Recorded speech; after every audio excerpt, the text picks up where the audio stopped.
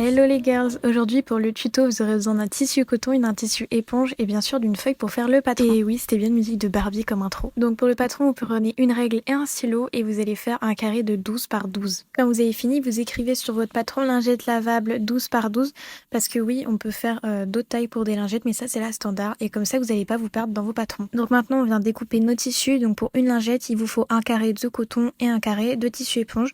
Donc maintenant que vous savez ça, vous pouvez en faire autant que vous voulez. D'ailleurs j'ai trouvé des petites inspi super intéressantes sur Pinterest où il y a des lingettes, ils font deux faces éponge et il y a des motifs aussi qui sont trop beaux, donc n'hésitez pas à fouiller dans les magasins de tissus pour avoir un truc vraiment unique.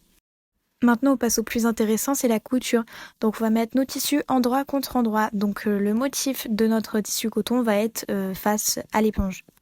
On va venir épingler les 4 côtés. Et d'ailleurs, ceux qui sont là depuis le début, vous savez que j'avais déjà sorti un tuto couture pour faire des lingettes, mais je l'ai supprimé parce que j'avais honte. J'avais 13 ans quand je l'ai fait et le montage vidéo et ma voix étaient horribles. Ensuite, on va faire un repère de 5 cm, on va mettre des épingles. Donc en fait, ces 5 cm, on va pas les coudre, c'est pour laisser une ouverture, donc on va coudre tout autour.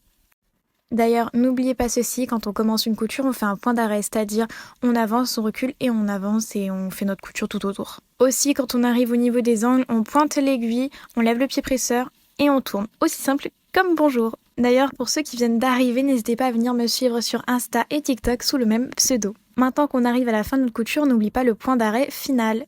Ensuite, on va venir dégarnir les angles sans couper la couture. Et si on a un côté qui est un peu plus large que l'autre, on vient découper comme j'ai fait. Maintenant, on retourne notre petite lingette et on vient remettre les angles correctement. D'ailleurs, faites pas comme moi, je sais même pas pourquoi je l'ai fait, mais prenez pas un ciseau parce qu'une fois j'ai découpé mon projet. Ensuite, on va venir refermer le petit trou en faisant un petit ourlet comme ça sur la vidéo et on vient mettre une épingle.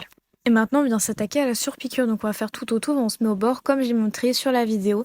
On n'oublie pas le point d'arrêt et pareil dans les angles, on plante l'aiguille, on lève le pied presseur et on tourne et on continue notre couture. Et tadam! Voilà le résultat, c'est très simple et vous pouvez en faire des tonnes.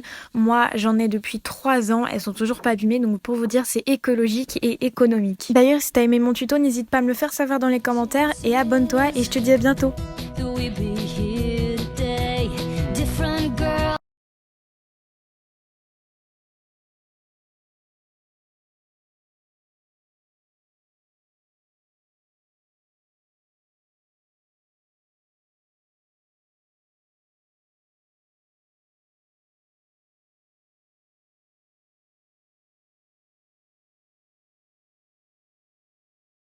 Chances that we be here.